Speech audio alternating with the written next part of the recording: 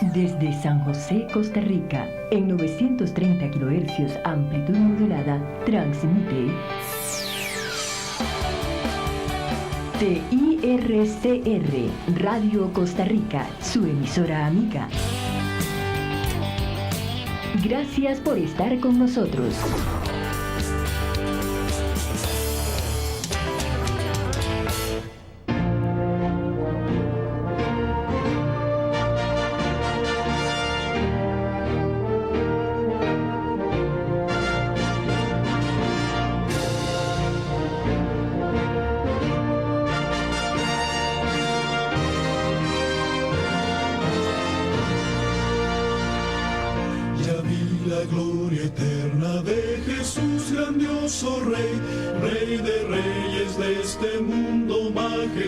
Y con poder su regreso ya anuncia con señales por doquier, venciendo viene el rey. Buenos días, mi querido hermano y mi querida hermana. Estamos contentos, felices de estar otra vez por acá pudiendo compartir la palabra de Dios con cada uno de los que estamos oyendo o viéndonos por el canal de televisión. Es una bendición para nosotros, el remanente adventista, poder estar acá y poder traer este mensaje, un mensaje de amor, un mensaje de justicia, un mensaje de verdad, un mensaje de paz, que es necesario que podamos entender y poder escuchar y poder también estudiar. El mensaje para hoy, mi querido hermano y mi querida hermana, se llama Apocalipsis capítulo 12 y una mujer vestida de sol. Apocalipsis capítulo 12 y una mujer vestida de sol. El mensaje importante que se encuentra en el libro de Apocalipsis, como lo dijimos en el capítulo 12 de Apocalipsis. Sin embargo, antes de dar inicio, quiero leer una cita como tenemos por costumbre. Esta cita se encuentra en Segunda de Pedro, la segunda carta del apóstol Pedro, en el capítulo 1 y versículo 20. Segunda de Pedro, capítulo 1 y versículo 20, nos dice así la palabra de Dios. Dice, entendiendo primero esto, o sea que hay que entender primeramente esto. Dice que ninguna profecía de la escritura es de interpretación privada. Dice que lo que hay que entender es que ninguna profecía de la escritura, o sea de la Biblia, del Antiguo y del Nuevo Testamento, de toda la Biblia, ninguna profecía es de interpretación privada. ¿Qué quiere decir esto? Que cuando usted estudia profecía, usted no puede interpretarla a su gusto, a su manera, como usted cree, como usted piensa, como me parece, sino que la misma Biblia, la palabra de Dios, debe dar la interpretación de los símbolos y de la profecía en sí. Por tanto, es importante que podamos entender, especialmente para este estudio, que ninguna profecía de las Escrituras es de interpretación privada. Con estas palabras, mi querido hermano y mi querida hermana, vamos a elevar una oración al cielo para que Dios nos pueda bendecir, para que Dios nos pueda ayudar y nos pueda dirigir. Si usted puede hacerlo, le pido que me acompañe. Padre nuestro que estás en los cielos, te damos gracias una vez más por tu amor, bondad, misericordia. Estamos acá, Señor, dependientes de ti, Señor, completamente necesitados de ti. Te pedimos, Señor, que nos ayudes a poder entender tu palabra, a poder tomar decisiones, a poder hacer tu voluntad. Tenemos como tus hijos, Señor, como tu pueblo, una gran responsabilidad ante el mundo. Día a día, Señor, mueren, perecen personas en todo el mundo, y la mayoría de ellos, la gran mayoría, sin conocer, Señor, la verdad, sin conocerte a ti, que eres el camino, la verdad y la vida. Te pedimos, Señor, que nos ayudes a tomar decisiones, Señor, en esta vida, y a poder, Señor, ser discípulos tuyos y ir, Señor, como tú lo encomendaste, a ser discípulos a las naciones, a dejar, Señor, esa pereza, esa vagancia, Señor, a dejar de pensar que solamente los líderes, ministros, pastores, sacerdotes tienen, Señor, el deber de hacer la obra, sino que cada uno de nosotros, cada uno, los que nos están escuchando, los que nos están viendo, cada uno de nosotros, incluyéndonos, tenemos el deber, Señor, la responsabilidad como tus hijos de también extender el mensaje al mundo. Ahora que abrimos tu santa y divina palabra, que tú nos puedas dirigir, que tu Espíritu Santo sea sobre cada una de las personas que nos están escuchando, que nos están viendo, y que tú, Señor, puedas enseñarnos. Gracias en el nombre de Jesús. Amén. Amén. Historia, o más bien Apocalipsis capítulo 12 y una mujer vestida de sol. Es importante, mi querido hermano y mi querida hermana, porque en el libro Apocalipsis es un libro de profecía, de revelación para los tiempos finales. Es un libro importante que debemos de leer, debemos de estudiar, debemos de escudriñar. Sin embargo, poco se estudia, poco se lee, poco se entiende el libro Apocalipsis, y poco se enseña y poco se predica. Y usted se puede dar cuenta en muchas iglesias donde acostumbramos a veces a ir, el libro Apocalipsis no es el libro de estudio. De vez en cuando se tomará alguna cita, pero usted habla sobre las trompetas, habla sobre las plagas, habla sobre la gran ramera, habla sobre Babilonia, habla sobre los sellos y muchas cosas más, y la gente no sabe qué quiere decir esto. Y muchas veces dicen, el libro Apocalipsis es difícil de entender, por tanto no hay que leerlo porque es solamente para eruditos. Sin embargo, la Biblia fue escrita para personas sencillas, humildes, tanto como para eruditos y personas estudiadas. O sea, todos podemos estudiar la Escritura, todos podemos entenderla, si con oración le pedimos a Dios que Él nos enseñe. Aparte de eso, como nos dice en 1 Pedro capítulo 1, versículo 20, la profecía no es de interpretación privada. O sea que la misma Biblia nos va a decir, nos va a enseñar lo que quiere decir cada símbolo en la Biblia. Apocalipsis capítulo 12, versículo 1 nos cuenta de la historia de la iglesia en las edades o en los tiempos, en la historia de la humanidad. Pero nos habla especialmente de la iglesia. Y es importante poder estudiar esa historia porque nos podemos ubicar de que Dios tiene una iglesia. Siempre ha tenido una iglesia y tendrá una iglesia. Y en el tiempo del fin tiene un remanente que es parte de esa iglesia. Lo importante entonces es, ¿soy yo? ¿Es usted parte de ese remanente? Estudiamos Apocalipsis capítulo 12, versículo 1 y nos dice así la palabra de Dios. Dice, y una gran señal apareció en el cielo. Nos dice que aparece una gran señal en el cielo. Y esa señal nos dice, una mujer vestida de sol. 1. Con la luna debajo de sus pies. Y una corona de 2 estrellas en su cabeza. Pero dice que esta mujer estaba encinta y clamaba, estando de parto y con dolores del alumbramiento. Una gran señal en el cielo, una mujer vestida de sol.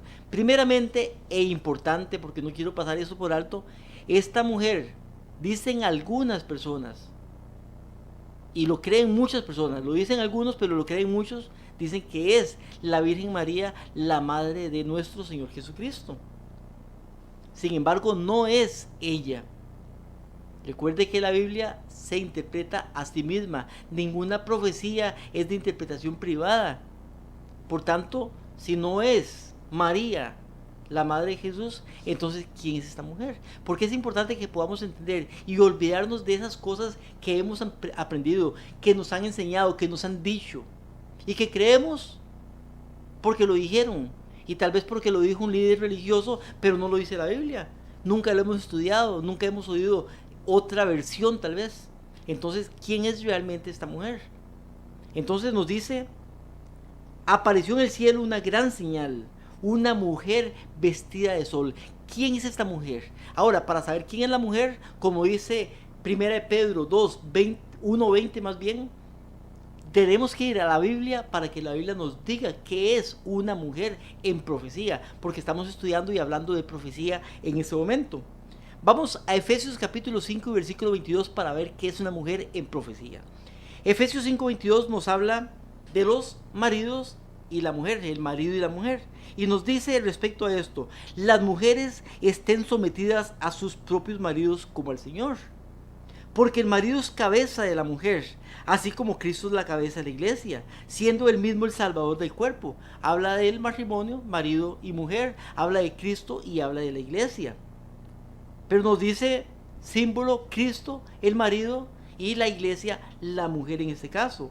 Dice, pero así como la iglesia está sujeta a Cristo, iglesia, Cristo, esposa, mujer, marido, también las mujeres deben de estarlo a sus maridos en todo. Maridos, amen a vuestras mujeres, así como Cristo amó la iglesia, se dio a sí mismo por ella, para santificarla, habiéndola purificado por el lavamiento con agua de la palabra, a fin de presentarla a sí mismo como una iglesia en toda su gloria, que no tenga mancha, ni arruga, ni cosa semejante, sino que fuera santa e inmaculada. Y comienza a hablar de este misterio, el hombre, la mujer, el esposo y la esposa, pero también simbolizándolo con Cristo y la iglesia. Ahora bien, nos dice el versículo 32, dice, grande es este misterio, pero hablo con referencia a Cristo y a la iglesia. O sea, que Cristo, más bien en este caso Pablo, cuando está escribiendo la epístola de Efesios, o la carta a los Efesios, está hablando del marido y la mujer. Y también, al mismo tiempo, habla de Cristo, símbolo del marido, y la iglesia, símbolo de la mujer. Entonces, ¿qué es lo que representa la mujer en profecía? La mujer en profecía representa, por tanto, la iglesia. Cuando usted oye una mujer, en este caso vestida de sol, está hablando de una iglesia. Otro versículo que nos ayuda para poder entender esto está en Isaías capítulo 54 y versículo 5. Isaías 54:5 nos dice, porque tu esposo es tu hacedor, el Señor de los ejércitos es su nombre. Habla del esposo, pero dice que es el Señor de los ejércitos, tu Redentor, el Santo de Israel, que se llama Dios de toda la tierra. Y después dice el versículo 6, porque como a mujer abandonada, repito, porque como a mujer abandonada y afligida de espíritu, te ha llamado el Señor, como a esposa de la juventud, que es repudiada, dice tu Dios. O sea, compara al pueblo de Dios como una esposa, como una mujer abandonada. La mujer es comparada con el pueblo de Dios en este caso, o el pueblo de Dios como la mujer. Ezequiel capítulo 23 y versículo 1 nos dice, vino a mí palabra del Señor diciendo, hijo de hombre, había dos mujeres. ¿Cuántas mujeres? Dos ¿qué? Dos mujeres, dice, había dos mujeres, hijas de una madre, que se prostituyeron en Egipto. O sea que nos dice que había dos mujeres, hijas de una madre, o sea, eran hermanas que se estaban prostituyendo. Y dice, se prostituyeron en su juventud. Allí fueron palpados sus pechos, allí fueron acariciados sus senos virginales. Sus nombres, ¿cómo eran? Una se llamaba Ahola la mayor y Aholiba su hermana. Vinieron a ser mías y dieron a luz e hijas. Y hablando de Ahola y de Aholiba, las dos mujeres que se prostituyeron, nos sigue diciendo el versículo, dice el versículo, en cuanto a sus nombres, Ahola es Samaria y Aholiba es Jerusalén.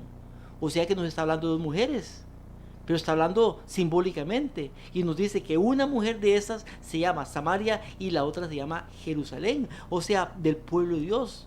Por eso y por tanto la mujer lo que representa es el pueblo de Dios. Jeremías capítulo 6 y versículo 2 nos dice, como a mujer hermosa y delicada comparé a la hija de Sión.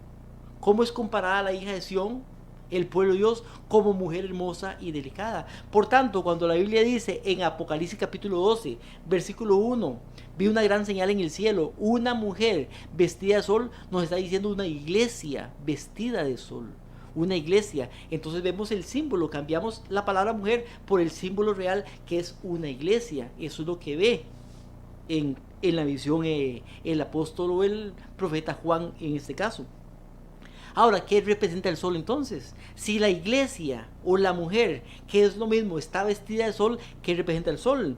Malaquías capítulo 4 y versículo 2 nos dice, mas vosotros que teméis mi nombre, se levantará el sol de justicia, con salud en sus alas, y saldréis y saltaréis como terneros en la manada o en el establo. Está comparando al sol de justicia, en este caso dice el sol de justicia, hablando de una profecía de nuestro Señor Jesucristo. O sea, Jesucristo es el sol de justicia, Jesucristo es el sol.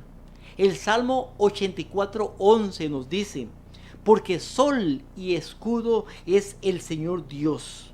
Dice que Dios, en este caso Jesucristo, es sol y escudo. O sea, el sol lo que representa en la Biblia, en la palabra de Dios, es a Jesucristo nuestro Señor. Por tanto, cuando dice Apocalipsis capítulo 12, versículo 1, vi una señal en el cielo, una iglesia, una mujer, una iglesia vestida de Jesucristo. Vestida de sol, vestida de Jesucristo. Ahora, cuando dice que está vestida, ¿qué quiere decir la vestidura? La vestidura, vamos a ver que lo que representa es la justicia. En este caso, vestida de sol de Jesucristo, o sea, la justicia de Jesucristo. Pero vemos en Apocalipsis capítulo 19, versículo 7. Apocalipsis 19, 7 nos dice: regocijémonos y alegrémonos, démosle gloria a Él, porque las bodas del Cordero han llegado y su esposa se ha preparado. A ella, a la esposa, le fue concebido vestirse de lino fino, resplandeciente, limpio, porque las acciones justas de los santos son el lino fino. La vestidura son las acciones justas de los santos. Esa es la vestidura. Isaías 64:6 nos dice: todos nosotros somos como trapos de inmundicia, como el inmundo y como trapo de inmundicia. Todas nuestras obras justas, todos nos marchitamos como una hoja, nuestras iniquidades como el viento que nos arrastran. O sea que la vestidura de Jesucristo representa las buenas obras, la justicia, pero las vestiduras sucias, que dice que todos somos como trapos de inmundicia, representa el pecado en este caso. Por eso dice Romanos 3:10 que no hay justo ni aún uno. Pero nos dice con respecto a la vestidura, en este caso Isaías 61:10. Dice: en gran manera me gozaré en el Señor, mi alma se regocijará en Dios, porque Él me ha vestido de ropas de salvación. ¿Me vistió de qué? De ropas de salvación. La vestidura es la justicia de Cristo, es la salvación de Jesucristo, con la cual nuestro Señor nos viste, porque estamos vestidos de pecado. Sin embargo, Él quita nuestro pecado y nos viste con ropa de justicias, porque no podemos heredar la vida eterna, el reino de los cielos, si estamos en pecado. Necesitamos que Jesucristo haga una obra y que nos quite el pecado, que ponga más bien su justicia en nosotros. Apocalipsis 3:4 nos dice: pero tienes unos pocos en Sardis que no han manchado sus vestiduras. O sea que si usted se arrepiente de sus pecados, le pide perdón a Jesucristo, Él quita sus vestiduras sucias y le pone vestiduras nuevas, su justicia. Ahora bien, cuando le pone su justicia, dice aquí que no han manchado sus vestiduras, porque son personas que ahora van a hacer lo correcto, van a estar en obediencia. Nos dice sobre esto Zacarías capítulo 3 y versículo 3.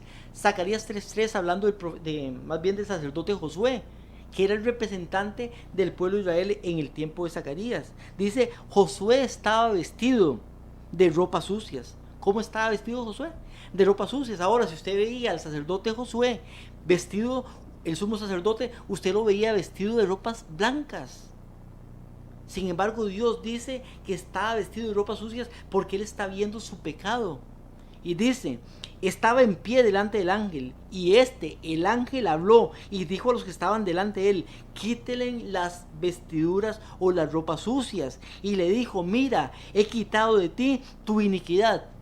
Dijo: quítenle las vestiduras sucias, pero después dice: he quitado de ti tu iniquidad, tu pecado, y te vestiré de ropas de salvación, de ropas de justicia.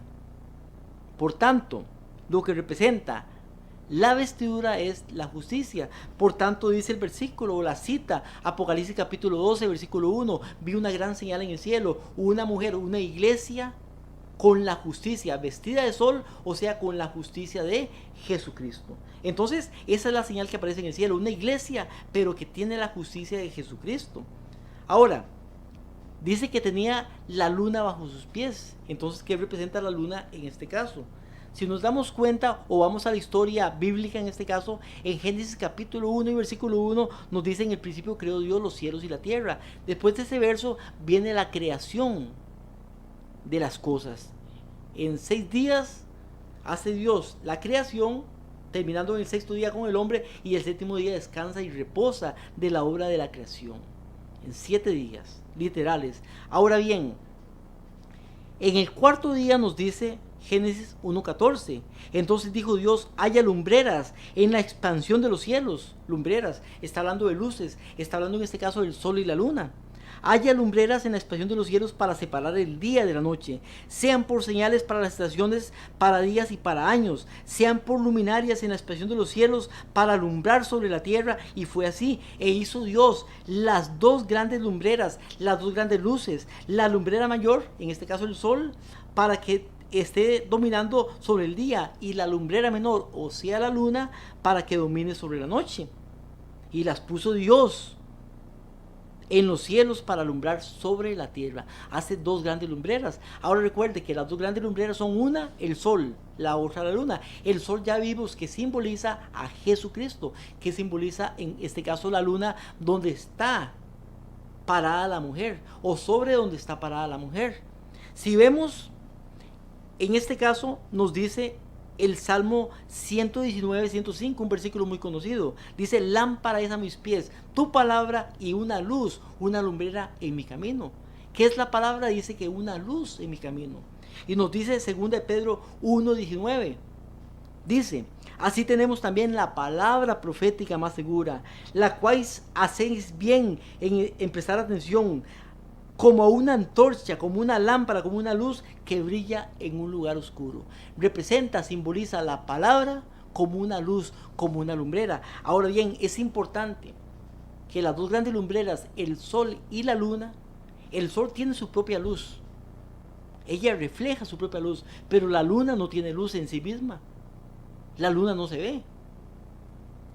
Entonces, ¿por qué a veces vemos que hay luna y que la luna refleja sol? Porque lo que refleja la luna es la luz que el sol le da a ella. Depende, cuando le da lleno, es luna llena. Cuando la luna está detrás de la tierra y el sol está en el otro lugar, entonces vemos o no vemos luna, que se llama luna nueva en este caso.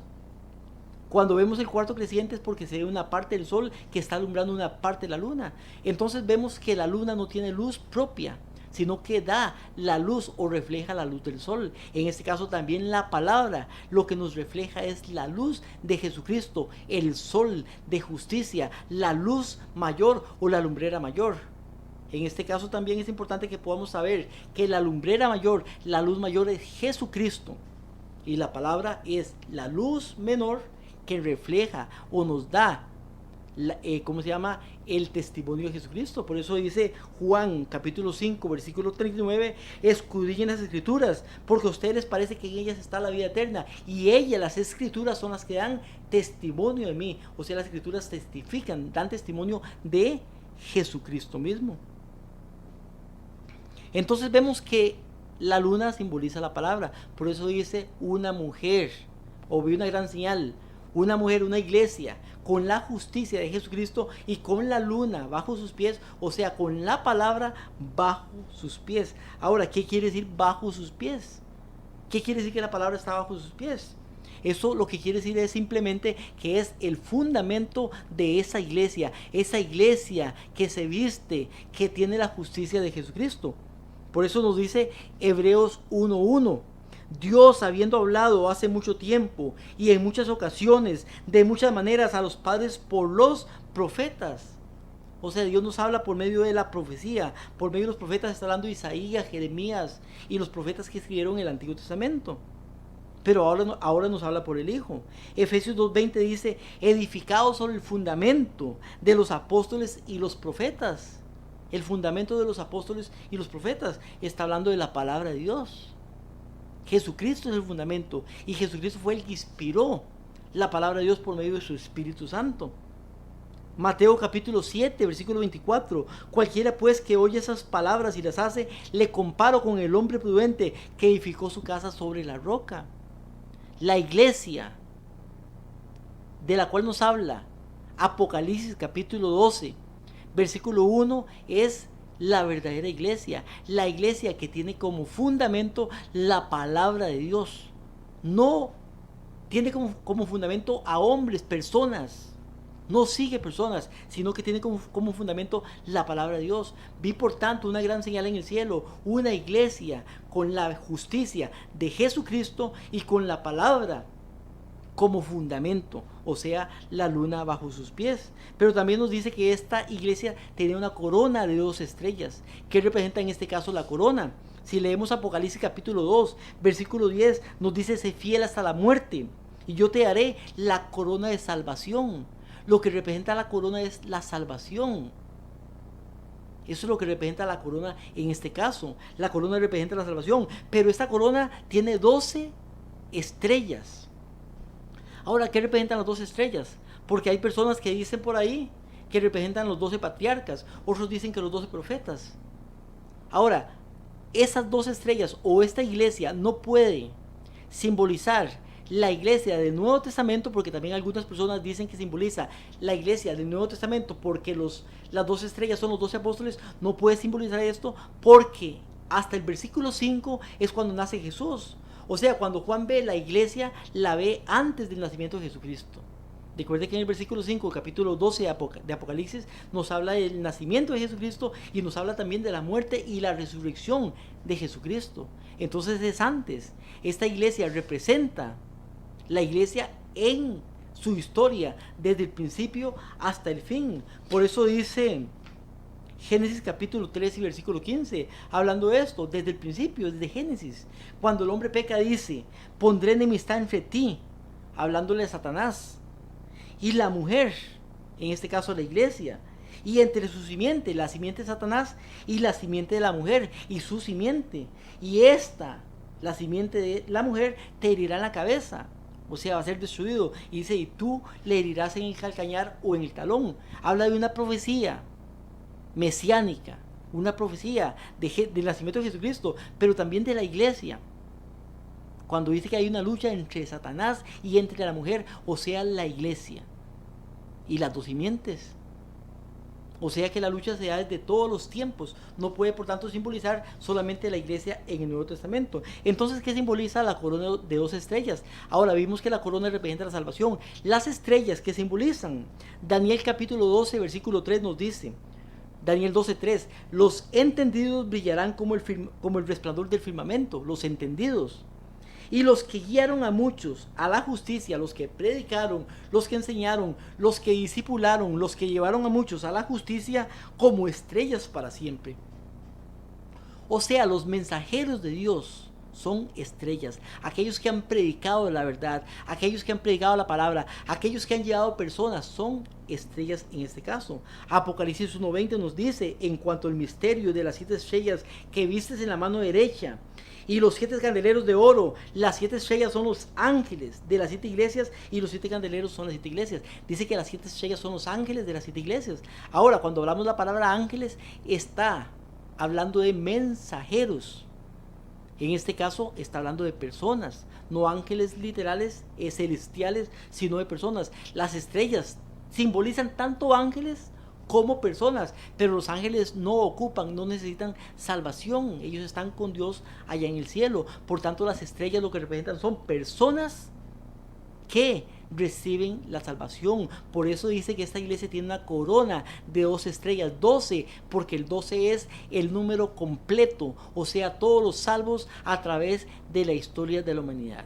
Apareció en el cielo una gran señal, una iglesia, una mujer, una iglesia con la justicia, vestida de sol, o sea, con la justicia de Jesucristo, con la luna bajo sus pies, o sea, con la palabra como fundamento, y una corona de 2 estrellas, o sea, todos los salvos en la historia de la humanidad. Y se van agregando los salvos hasta que venga o se cierre el tiempo de la gracia. Entonces vemos que la primera señal lo que representa es la iglesia verdadera, pura y sin mancha. Eso es lo que representa la señal, porque viene una segunda señal. Ahora dice que esta mujer está encinta, o sea que está esperando. La iglesia siempre ha estado esperando. Primeramente esperaba en el tiempo de Jesucristo la venida del Mesías, la primera venida, y ahora esperamos la segunda. Dice que tenía dolores de parto. Dolores de parto representan las pruebas, la tribulación, la angustia, el dolor que la iglesia padece al esperar al Mesías. Ahora la segunda venida, en un tiempo fue la primera venida, y viene otra señal en el cielo. La próxima señal en el cielo la vemos después de los anuncios y después del canto.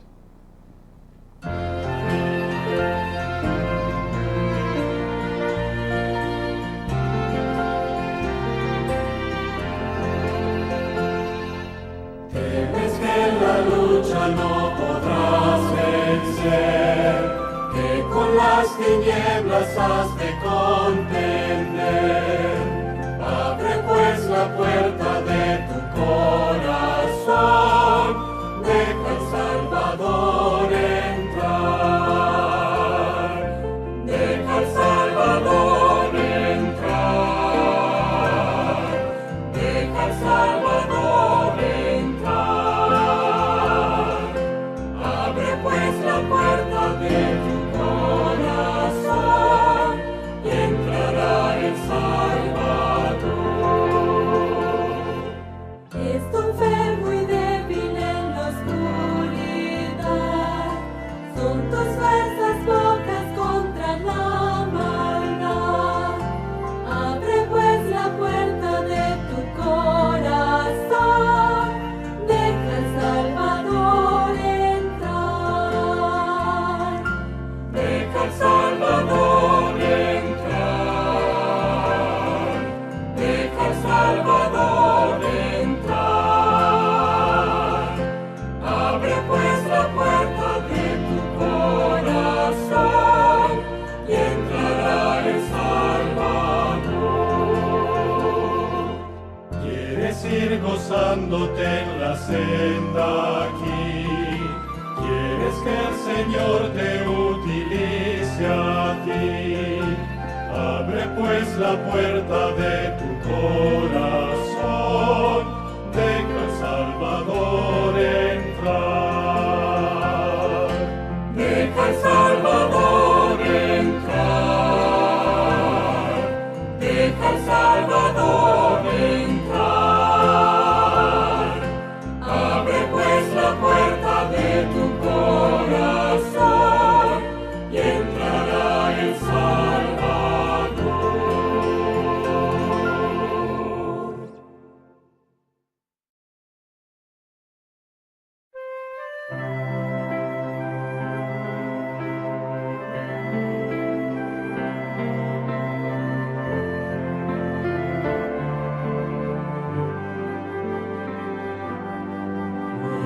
Estoy con Cristo a solas conversar, el que espera con sincero amor.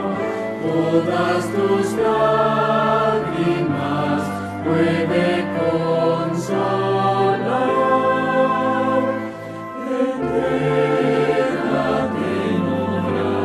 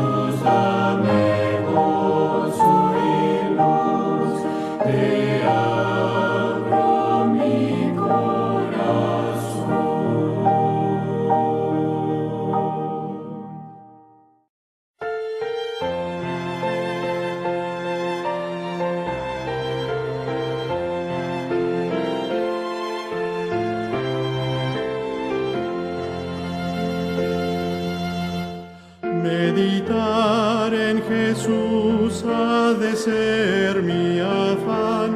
Me amó siendo yo un pecador.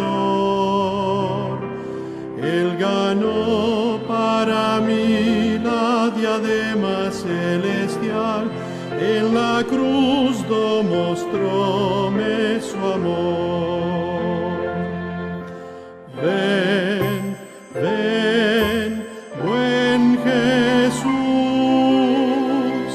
mora en mi corazón, lléname de santidad, pues contigo deseo andar. Versículo 3 nos habla sobre una segunda señal. La primera señal, como vimos, una mujer vestida de sol, o sea, una iglesia con la justicia de Jesucristo, la palabra como fundamento y una corona de 2 estrellas, los salvos a través de la historia de la humanidad. Nos dice que también que estaba encinta esta mujer, estaba en este caso esperando para dar a luz. Nos dice Apocalipsis capítulo 12:3 de otra gran señal, y dice, también apareció otra señal en el cielo, pero en esta señal diferente de la primera señal dice, aquí un dragón escarlata, o sea rojo, que tenía 7 cabezas y 10 cuernos, y en sus cabezas tenía 7 diademas. Vemos que aparece en esta otra señal, en esta segunda señal, un gran dragón escarlata o rojo, que tenía 7 cabezas y 10 cuernos. Ahora, ¿qué representa este dragón? Como dijimos, no podemos decir nosotros qué representa, sino que la Biblia misma es la que nos dice qué representa.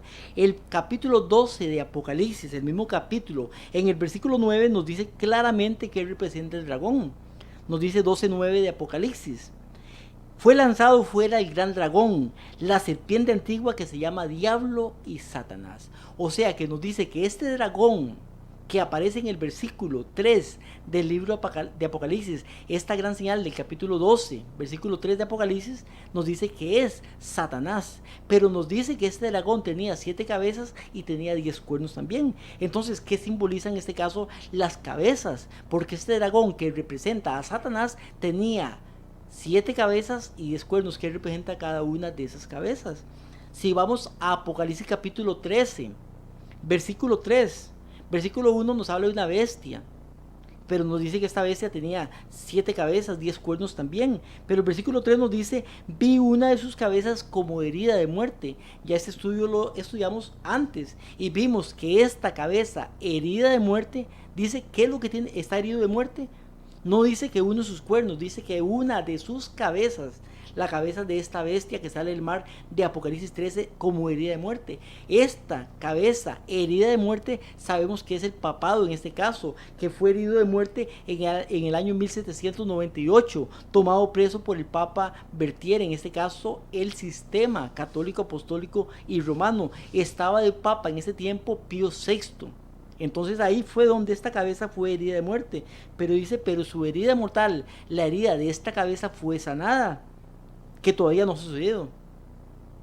Empezó a ser sanada en 1929 con el Tratado de Letrán de Benito Mussolini, pero su herida no ha sido sanada aún, porque todavía no ha recobrado todo su poder. Dice, se maravilló toda la bestia en pos de la tierra. O sea, lo que nos dice es que esta cabeza representa un poder religioso.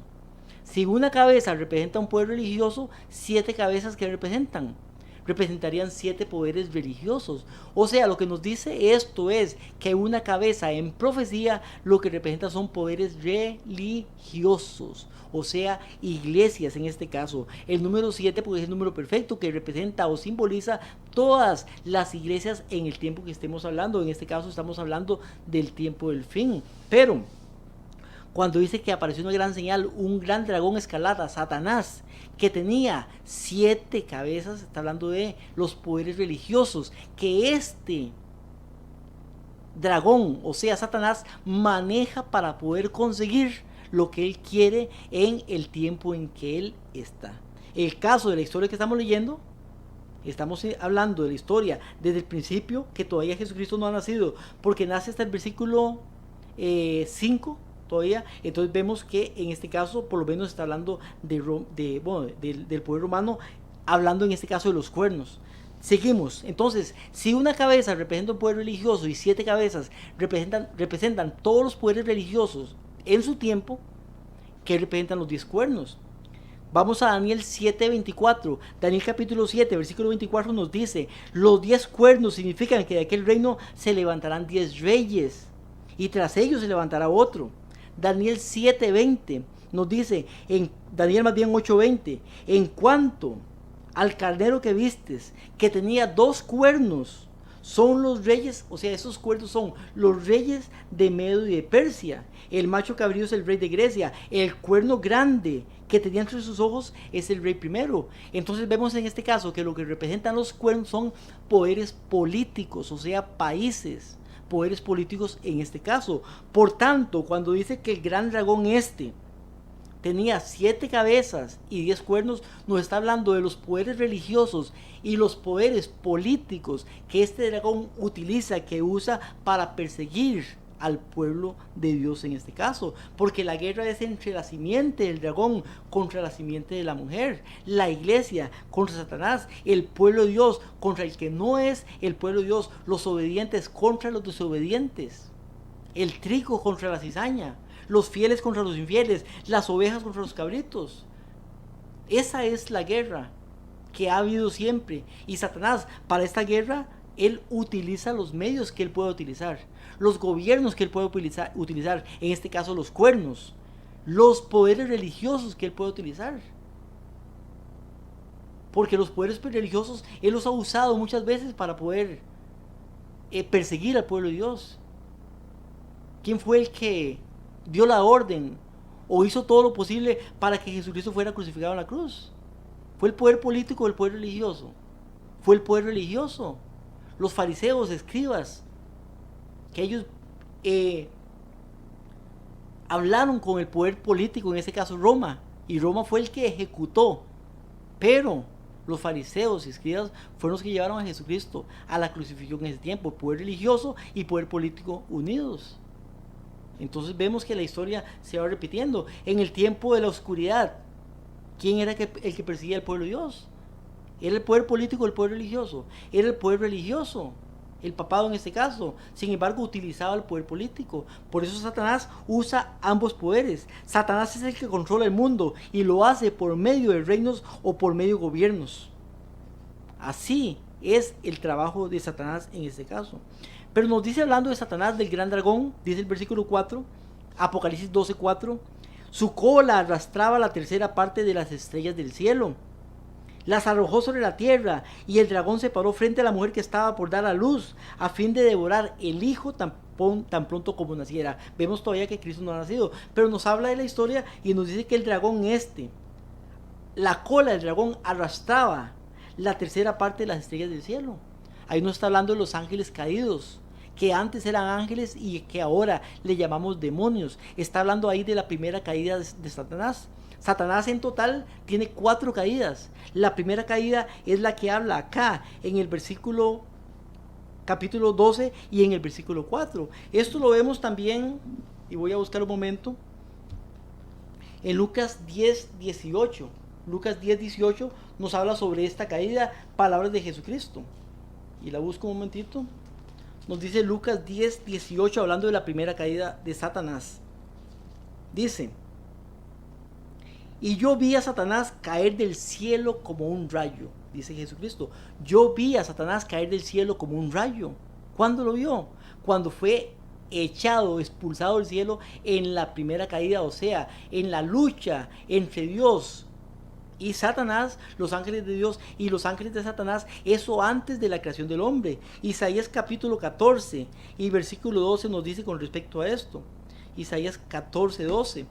Puede leer los versículos ahí que siguen, sin embargo no puedo leerlos todos por el tiempo, pero nos dice: ¿cómo caíste del cielo, oh Lucifer, hijo de la mañana? Cortaste fuiste por tierra, tú que debilitabas a las naciones, tú que decías en tu corazón. Y puedes seguir leyendo porque no lo voy a leer todo por tiempo, pero nos habla de la caída de Satanás cuando él fue echado del cielo por su comportamiento y porque quería ser como Dios. Entonces nos habla el versículo 4 cuando dice su cola arrastraba a las estrellas, los ángeles, en este caso, que ahora son demonios, y los arrojó sobre la tierra. El dragón se paró, o sea, el dragón es Satanás, se paró frente a la mujer. ¿Quién es la mujer? La iglesia, que estaba por dar a luz, a fin de devorar el hijo tan pronto como naciera.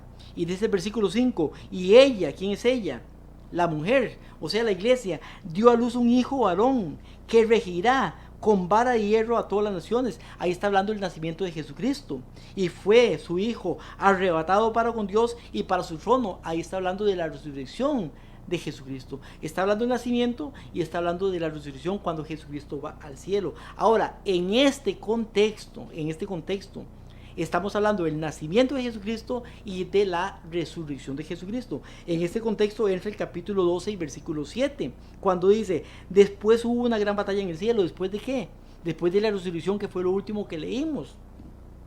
Y nos dice, Miguel y sus ángeles luchaban contra el dragón, y luchaban el dragón y sus ángeles. ¿Cuándo se da esta batalla? Esta batalla no está hablando, mi querido hermano y mi querida hermana, no está hablando de la caída antes de la creación del hombre, cuando el Satanás fue expulsado del cielo. Está hablando en otra, la segunda expulsión o la segunda caída de Satanás, cuando Satanás es echado del cielo, pero en ocasión de la resurrección de Jesucristo.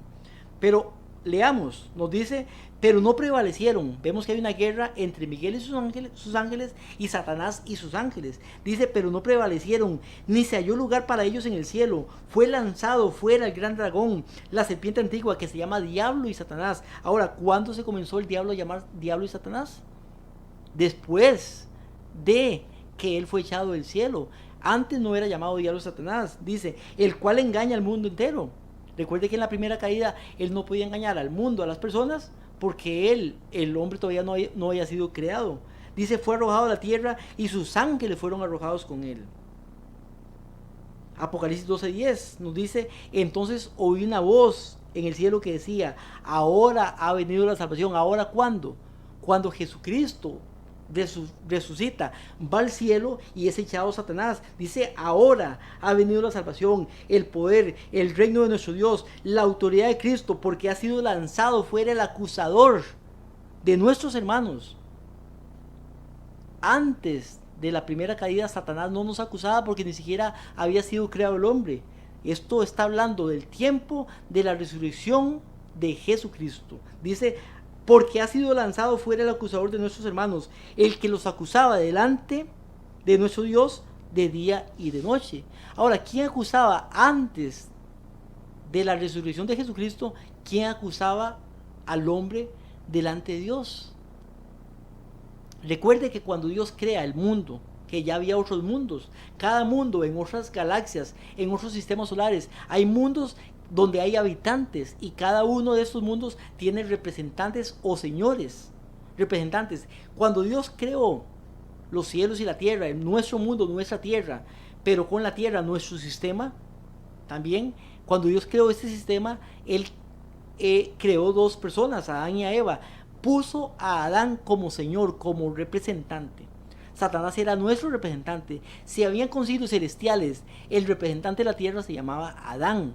Pero ¿qué pasó con eso? Que Adán viene, comete el pecado. Cuando él comete el pecado, entonces el que peca se hace esclavo del que lo hace pecar. En este caso de Satanás. Satanás entonces toma el control y queda como representante de este planeta, o sea, la tierra. Por eso vamos a Job capítulo 1 versículo 6 y nos dice, un día vinieron a presentarse delante de Jehová los hijos de Dios. Dice que los hijos de Dios llegaron a presentarse ante Jehová. Está hablando de esto después de la creación, pero antes de la resurrección, antes del nacimiento, antes de la muerte y resurrección de Jesucristo. Es más, es en el tiempo después del diluvio. Y nos dice, entre los cuales vino también Satanás. O sea, Satanás es contado como uno de los hijos de Dios, así lo dice Job. Dice, entre los hijos de Dios vino Satanás. Y dijo Jehová a Satanás, ¿de dónde vienes? Y respondiendo Satanás, dijo Jehová, de rodear la tierra y de andar por ella. Y Jehová dijo, ¿no has considerado mi siervo Job, que no hay otro como él en la tierra, varón perfecto, recto, temeroso de Dios, apartado del mal? Respondiendo Satanás, dice a Jehová, ¿acaso teme Job a Dios en balde? ¿No le has acercado, o sea, no le has ayudado, no le das todo? Está hablando. Entonces, ¿qué es lo que pasa en esto? Porque no quiero leerlo todo por el tiempo. Lo que sucede acá es que Satanás acusa a Job, así como acusa al hombre delante de Dios allá en el concilio celestial. Job capítulo 2, versículo 1, vemos la misma historia. Aconteció otro día. Vinieron los hijos de Dios para presentarse delante de Jehová. ¿Quiénes llegaron? Los hijos de Dios, entre ellos Satanás. Y también sucede lo mismo. ¿Quién era el que nos acusaba? Satanás. ¿Quién era el representante de la tierra? Satanás.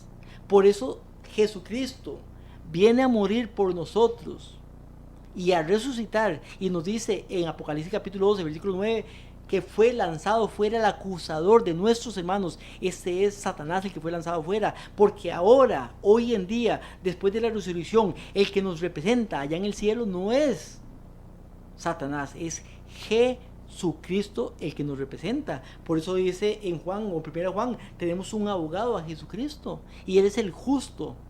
Gloria a Dios por eso también. Entonces vemos que nos habla de la segunda caída.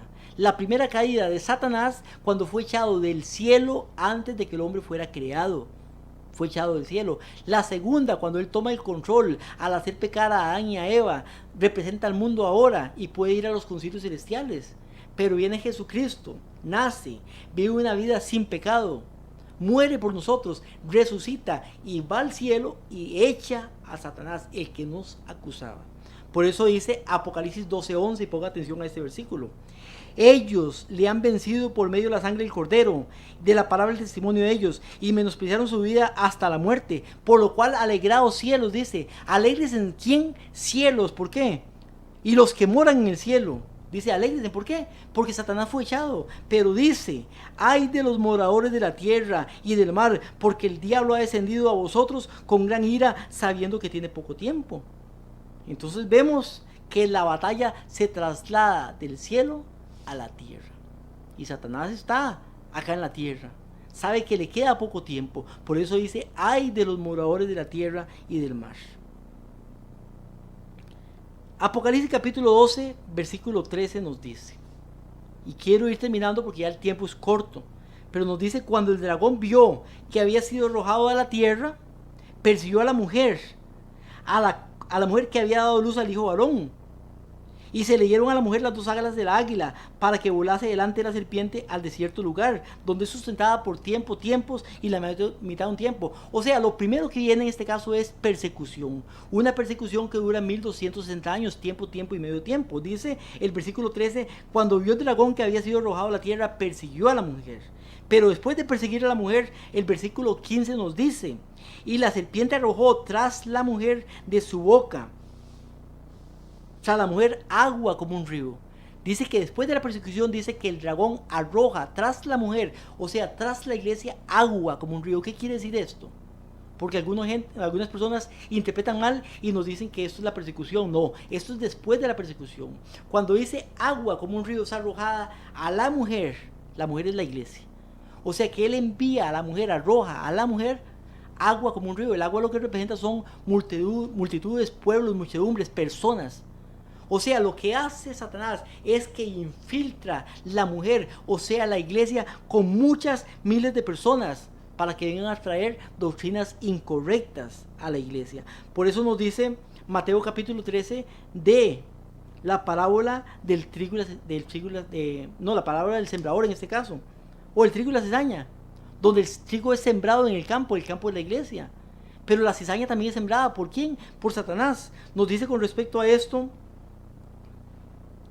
Mateo 13:39 dice, el enemigo que sembró la cizaña en este caso es el diablo. Y nos dice un libro que se llama Testimonios para los Ministros, página 46, dice, mientras el Señor trae dentro de la iglesia los que están verdaderamente convertidos, al mismo tiempo Satanás trae a personas que no están convertidas. O sea, la iglesia, el campo, es lleno por personas que están convertidas, traídas por Dios, y personas que no están convertidas, traídas por el enemigo. Dice, mientras Cristo siembra la buena semilla, Satanás siembra la cizaña. Hay dos influencias opuestas que obran continuamente en los miembros de la iglesia. Una influencia para la purificación de la iglesia y la otra para la corrupción de la iglesia. Y termino con este versículo. Apocalipsis capítulo 12, versículo 17 nos dice: entonces el dragón, Satanás, se llenó de ira contra la mujer. ¿Contra quién? Contra la iglesia. Pero dice que aunque se llena de ira contra la iglesia, dice, se fue a hacer guerra contra el resto de la descendencia de ella. No hace guerra contra la iglesia, sino contra el remanente, contra el resto de la descendencia de ella. Y este remanente tiene dos características. Dice, los que guardan los mandamientos de Dios, una, y dos, los que tienen el testimonio de Jesucristo. Esa es la característica de la iglesia de Dios en el tiempo del fin. Los que guardan los mandamientos de Dios, no 9, no 8, no 11, los 10 mandamientos de Dios, y tienen el testimonio de Jesucristo, o sea, la palabra como fundamento. ¿Es parte usted, mi hermano y hermana, de esa iglesia? Yo le invito, mi hermano, a que pueda formar parte de esta iglesia, del pueblo de Dios en el tiempo final, a que pueda entregar su vida a Jesucristo como su Señor y Salvador, y pueda obedecerle como lo dice la palabra, no como lo dice el hombre, llámese como se llame, sino como lo dice la Biblia, la palabra de Dios. Que Dios los bendiga y nos vemos la próxima semana.